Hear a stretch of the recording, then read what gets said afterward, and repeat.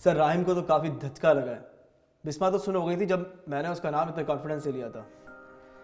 वो तो वाकई में ये सोच रही होगी कि कहीं ये लड़का मुझे सचमुच में तो नहीं जानता।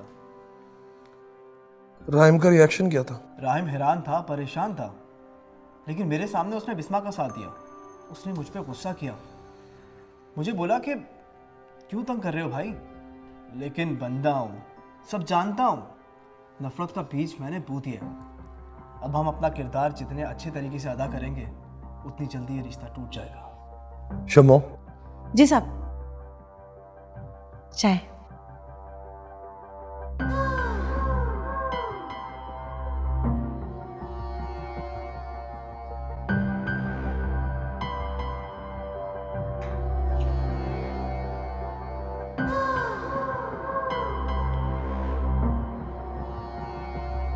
जितनी जल्दी तुम लोगों का काम यह होगा उतनी जल्दी मेरा नया रिश्ता कायम होगा। मंजूर, तुम्हें पता है ना तुम्हें क्या करना? जी सर, मेरा काम शुरू हो गया अब। और जब इनका काम खत्म तो मेरा काम शुरू हो जाएगा।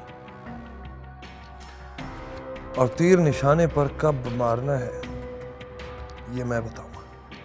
चाय पियो।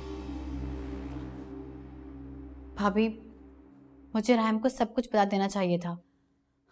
शायद ये दिन ही देखना पड़ता।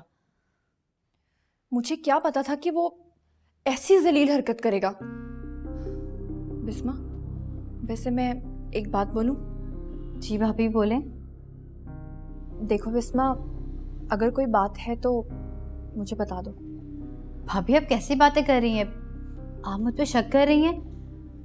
नहीं नहीं बिस्मा, प्लीज़ मुझे गलत मत समझना। मेरा मतलब वो नहीं था। मैं तो बस ये कह रही थी कि अगर कोई ऐसी वैसी बात है तो तुम मुझ पे भरोसा कर सकती हो। नहीं भाभी, ऐसी कोई भी बात नहीं है। मैं तो उस शख्स को जानती भी नहीं हूँ। पता नहीं कौन है, कहाँ से आया है और ये सब क्यों कर रहा है। बहुत ही कमीना इंसान है। इतना भी ख्याल नहीं है कि तुम शादीशुदा हो। लेकिन खैर, तुम्हारा दामन साफ है तो तुम अल्लाह ताला पे भरोसा रखो। सच और झूठ एक ना एक दिन तो सामने आकर रहेगा इंशाल्लाह। देखो, तुम राहिम का इस वक्त बहुत ख्याल रखना। अगर वो गुस्सा भी करे तो प्लीज तुम झगड़ा मत करना। मुझे पूरा यकीन है कि वो इस बात का खोज जरूर लगाएगा और जब उसे सच्चाई का पता चलेगा तो वो खुद ब खुद ठीक हो जाएगा। आप ठीक कह रही है शायद। और हाँ, एक और बात। जी बोलें। अगर वो लड़का तुम्हें दोबारा कॉल्स या मैसेजेस करे तो तुम प्लीज गुस्से में मत आना। कहीं ऐसा ना हो कि वो तुम्हें किसी मुश्किल में फंसा दे।